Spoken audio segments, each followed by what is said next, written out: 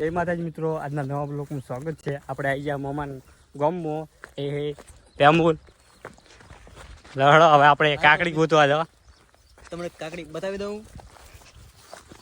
જો આ છે કાકડીના વેલા સોળા ફરી. આપણે હવે કાકડી ગોતો.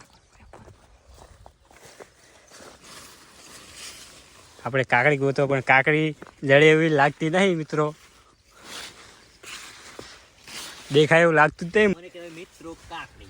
આ કાકડી જડી ગઈ છે. હવે આપણે તોડી નાખા. હવે આગળ નીકળો હડો. હવે સોળામાં ફળ્યું વહેણતા હવે હડો મિત્રો આપણે.